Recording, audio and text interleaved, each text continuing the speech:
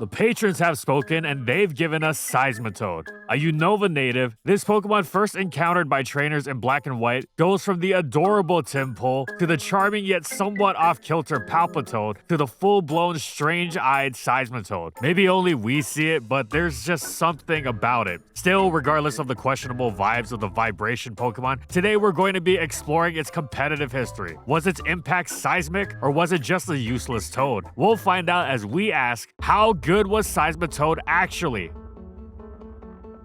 And in this video, we'll be going over these competitive formats.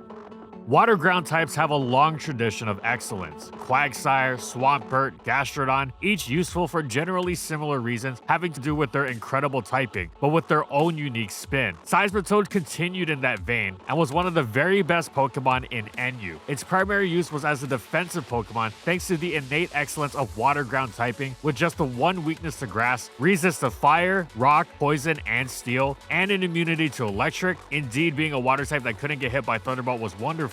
And finally, the neutrality to everything else that went hand in hand with such great bulk, being a ground type not weak to ice or water. This was superb. Of course, Seismitoad did one better than just not being weak to water though, as water absorb meant it wasn't just immune, but actively relished in getting hit by such moves for the 25% HP that they would give it. Seismitoad was most similar in general function to Swampert, as it lacked the recovery of Quagsire and Gastrodon, but what was so great about it was how it combined Swampert's all-important Stealth Rock with Quagsire and Gastrodon's water immunity. It was a ton of utility in one slot. It simultaneously provided the mandatory hazard while absorbing many of the tier's Hydro Pumps, Waterfalls, and Scalds from threats like Samurott and Caracasa. Caracasa, whose secondary Rock Stab, Seismitoad also resisted, which is crucial given that it threatens Shell Smash, and of course Seismitoad blocked other Seismitoad. Furthermore, it had one of the best utility moves in the game, Knockoff, and even before its Gen 6 damage was buffed, the removal of items was still superb. Seismitoad wasn't just a hit taker though. What was really unique about it was that it could go all out offensive as one of the tier's best rain abusers thanks to its Swift Swim ability. When rain teams appeared, they were risky but quite strong thanks to the consistency of Seismitoad's fellow Swift Swimmer, Ludicolo, which was also generally a threatening Pokemon even outside of dedicated rain. And funnily enough, Ludicolo's popularity worked to Seismitoad's advantage. While a water grass type would normally completely stifle the water ice ground coverage that the Seismitoads and Swampers of the world would work with, Seismitoad had a unique trick up its sleeve, the Ludicolo obliterating poison coverage of Sludge Wave or Sludge Bomb, depending on if you wanted the higher power or the possibility of 30% poisons against bulkier targets like a Lomomola. Seismitoad's base speed was just enough to get the jump on Ludicolo. It all came together to form an incredibly rare instance of poison coverage excelling in the pre-fairy era. Now, it could have been more than enough for Seismitoad to etch itself firmly into the highest echelon of NU viability for how it thrived on both defense and offense, but eventually, it was discovered to have a genuinely great niche in OU. The real deal, one that was used successfully in games that mattered. It was used because of how utterly it shut down the standard defensive Rotom Wash. But wait, wasn't there Gastrodon for that? Well, Gastrodon didn't get the major progress-making tools of Stealth Rock or Knockoff, but that would have been completely irrelevant had it not been for Seismitoad's most important move, Refresh. Even though it stuffed Volt Switch and Hydro Pump and had reliable recovery, Gastrodon often did not care for getting burned by Rotom Wash and Will-O-Wisp, which made it much less sturdy and much more exploitable for Pokemon that it otherwise would handle quite well, like ground types and Keldeo. Seismitoad was no unwavering wall against such threats, but what it did offer was complete and utter denial of any progress for Rotom Wash, especially since it often ran Protect just like Swampert for extra healing. And since Rotom Wash was one of the biggest momentum grabbing progress makers in the tier, this was huge. Beyond answering Rotom Wash, Seismitoad also was helpful into rain teams, between its Specs Hydro immunity and ability to assist against Tornadus Therian, and was especially good at being a stealth rocker that wasn't afraid of any of the tier's spinners, like Excadrill, Starmie, and Tentacruel. This made Seismitoad incredibly reliable at getting the rocks, keeping them up, and potentially getting them up again. It became a strong choice for certain sand balance teams. Ultimately, Seismitoad had an excellent debut generation.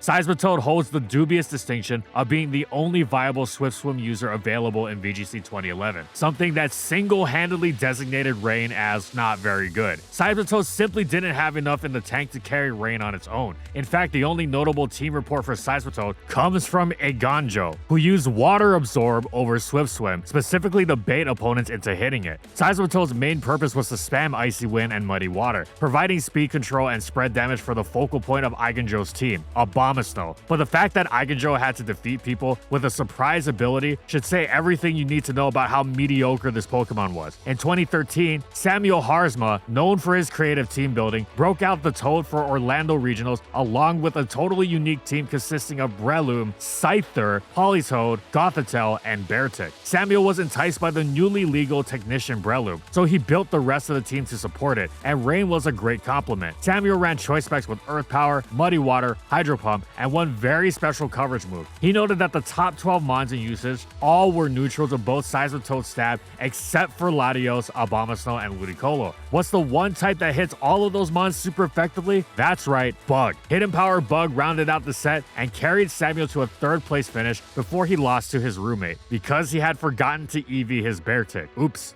Seismitoad improved in status come Gen 6, going from its previous NU to its new home, RU. Gen 6 RU is a meta of longevity, balanced teams locked in a war of attrition, revolving around dishing out one's own passive damage while managing the passive damage dished out by the opponent. The hazard metagame revolving around the familiar tools of rockers, spinners, defoggers, and pursuit trapping was just the start of it. There were also so many Scalds, Will-O-Wisps, and Toxics flying around that Heal Bell was imperative to not suffocate in the long term, especially since leftovers were often a temporary affair, seeing as knockoffs were thrown around like hotcakes at a hotcake convention held at the peak of hotcake season in the middle of Hotcake City. Anyways, you also had the internal longevity of both Alomomola and its teammates thanks to its unflappable Regenerator alongside Enormous Wishes. With this in mind, it should be no surprise that Seismitoad fit into RU so nicely. It packs Scald, Toxic, and Knockoff, a combination of moves so fierce that they would go on to make Toxapex a wall breaker in the subsequent generation.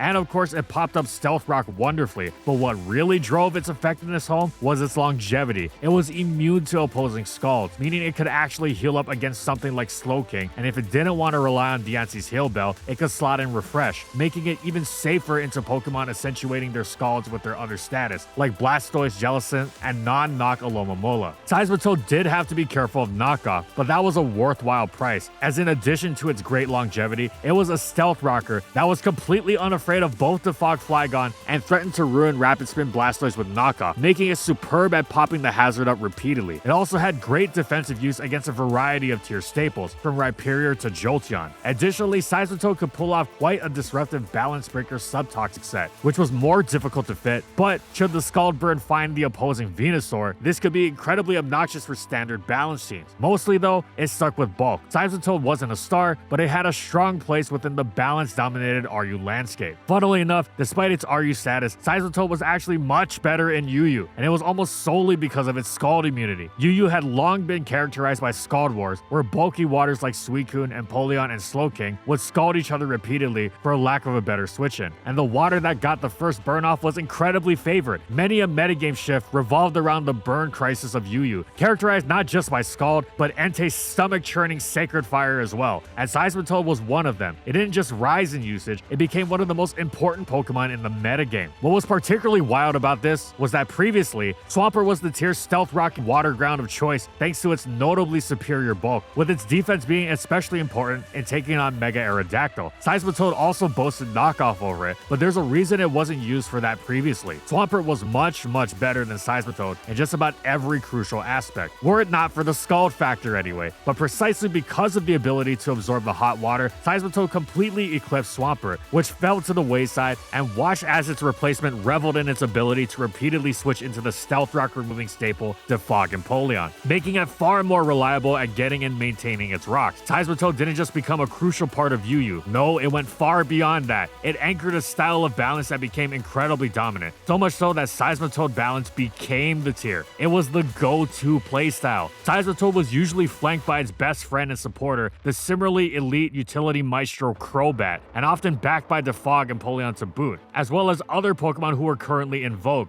ranging from Assault Vest Mienshao to Nasty Plot Celebi. The style was so good, one could toy with just about anything in the flex slot. And as for Seismitoad's lower physical bulk in comparison to Swampert, sure, it was inconvenient, but the Scald immunity was invaluable. Seismitoad became a true blue UU staple. The only reason it didn't rise to the tier through usage is because those changes came about after the generation ended. Finally, Seismitoad had another OU meta niche, though more mild this time. It still pulled its usual route of answering Rotom Wash, while its Stealth Rock capabilities against Excadrill were improved since it no longer had to contend with Sandforce variants. In fact, with how dominant Mold Breaker Excadrill became, Seismitoad was an incredibly reliable hazard setter. It also came with the nice benefit of playing around major threats like Mega Metagross, Keldeo, and Volcanion. Chalk up another superb generation for Seismitoad.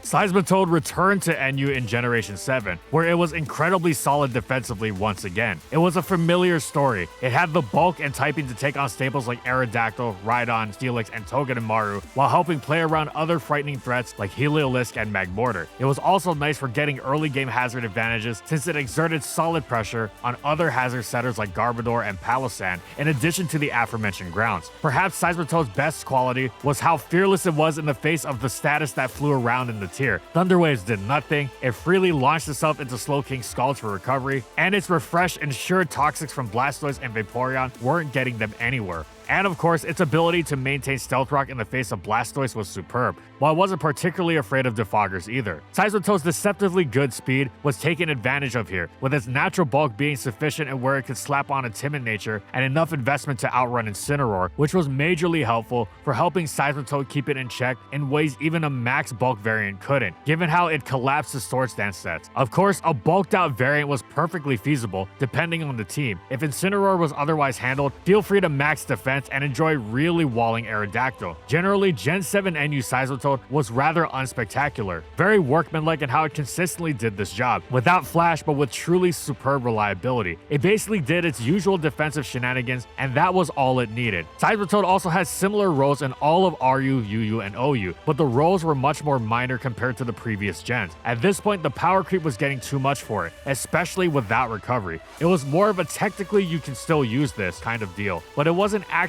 that good. Still, it was following in another water ground tradition, the Quagsire and Gastrodon effect of existing in multiple tiers at once. Seismitoad took a 5-year nap from VGC until 2018, but in the 2018 season, it saw some usage, kickstarted by none other than Samuel Harzma. At the Portland Regional, Samuel brought the Rain Emblem back, along with one special friend, Mega Kangaskhan. While Kangaskhan had been pretty summarily nerfed by the parental bond changes and the introduction of Incineroar, this wasn't a concern to Samuel though, because he wanted to see Incineroar. Once again, Seismitoad was an anti-meta pick. The 3 top usage Pokemon were Landorus T, Incineroar, and Tapu Koko, and the top 6 Megas were Metagross, Charizard Y, Salamence, Tyranitar, Gengar, and Manectric. Every single one of those Pokemon except for Salamence was weak to Seismitoad's stabs, so when opponents led Intimidators, Samuel just clicked Muddy Water and shook their hands. With Hidden Power not as useful, he opted for Life Orb and Protect over the good old coverage move. A few other players started to use Seismitoad this year. Ji-Hoon Ryu took first in the Korean Spring League by pairing it with Mawile and the Trick Room core of Gothitelle and Mimikyu, and James Eakes took that team to 7th place at the Salt Lake City Regionals. Notably, this team made a nice innovation, Sludge Bomb, which let Seismitoad deal with Tapus that weren't Koko very nicely. Youngwoon Kim also used the same team to place 10th at the Korean Nationals. Meanwhile, Samuel wasn't done. He adapted the team to use Mega Metagross and bottle-capped his Pelipper, which, in a familiar situation, had been running mediocre IVs before. Though he went 6-3 at Nationals for a 71st place finish, the same team finished 11th at the Madison Regionals, proving the fact that in the right situations, in Samuel's words, even if you forget to bottle cap and EV your Pokemon, Seismitoad is good enough to just carry you into top cut. The rest of the world may not have felt the same way, but good on Samuel for showing the potential of Seismitoad. Seismitoad had some limited outings in 2019, all courteous of one player, Javier Valdez. You might expect Swift Swim here because of the presence of Kyogre, but while Javier did bring the Toad because of Kyogre, it was actually to take the Leviathan down. In addition to some good special event placements in Latin America, Javier went 10th at EUIC with his water-absorbed Seismitoad. This was a full primal counter. Grass Knot handled Kyogre, while Earth Power handled Primal Groudon. Often, Kyogre's running Thunder literally wouldn't be able to touch Seismitoad. Unlike the rain-boosted Seismitoads that we had usually seen, this was a Toad that thrived in slow conditions, specifically in Trick Room. Much like Samuel before him, Javier was the only player to see the Seismitoad vision, and though it didn't have any other results, that 10th at EUIC was a pretty high watermark.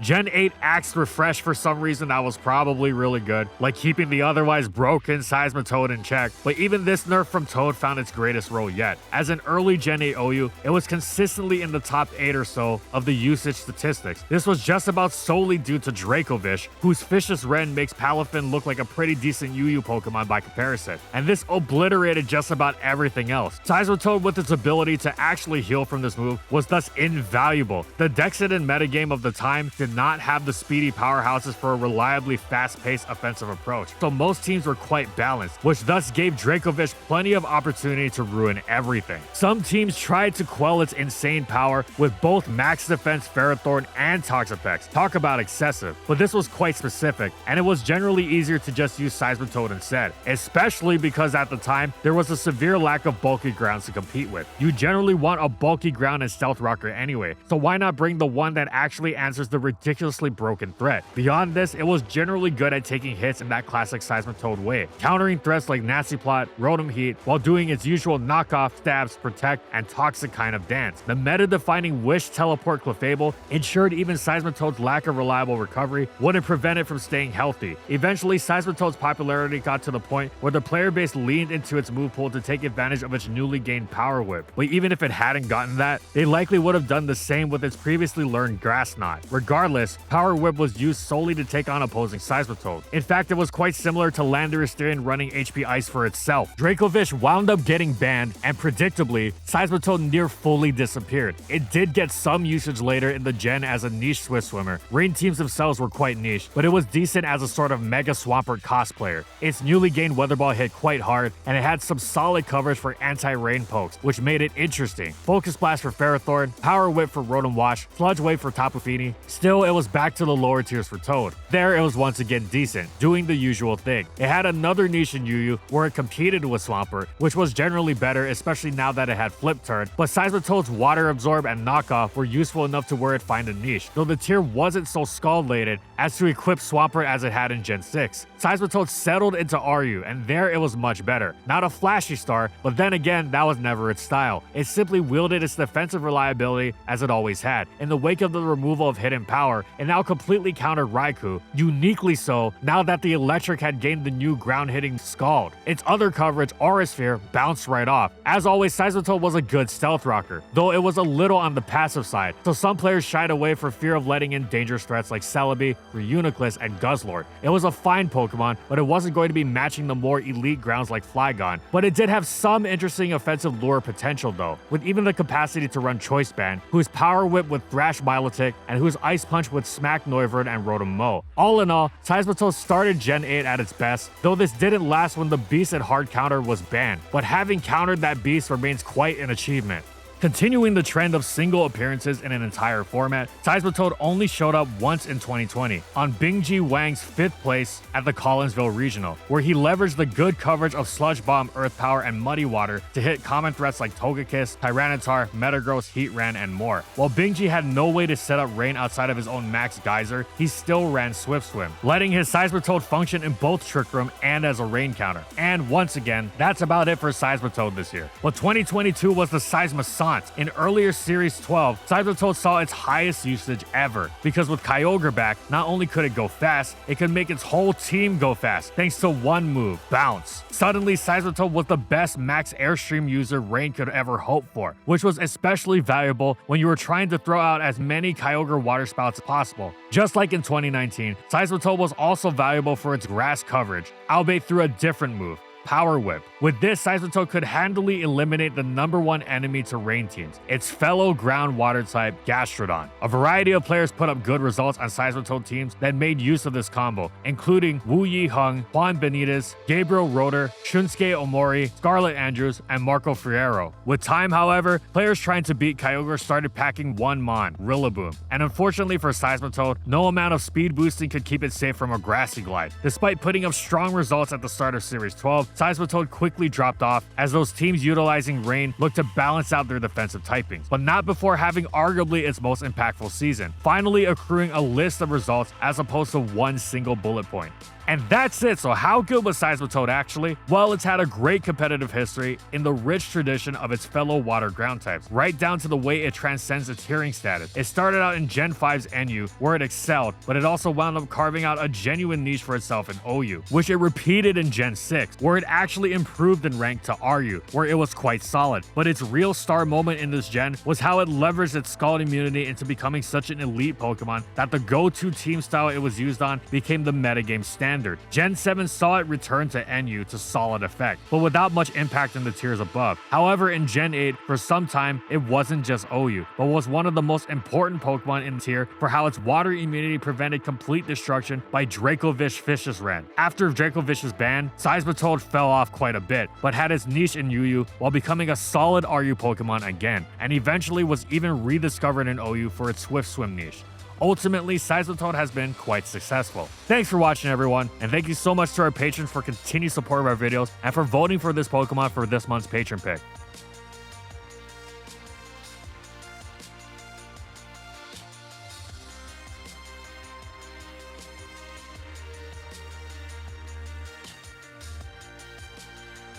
And thank you so much to our platinum patrons. Thank you to Amphozenus, Alex Sable, Anthony Belval Renault, Bingleton, Daniel Isbeast, Funky, Glitcherton, Howl, Megamon VGC, Nurse Jake, Jack G, Pretzel SP, Spavoon, Gylaria, Soares and Croxton, Shiwei Miji, Stoneface Colin, Kiboflu for their major support of our videos. And as always, if you liked the video and you want to see more, be sure to subscribe to False Swipe Gaming for more weekly Pokemon content. And in the comments, I want to know, what do you think about competitive Seismitoad? Would you ever buff it? Whatever it is, let us know in the comments. And follow my crew on these social media platforms. And that's all I got. See you next time, everyone.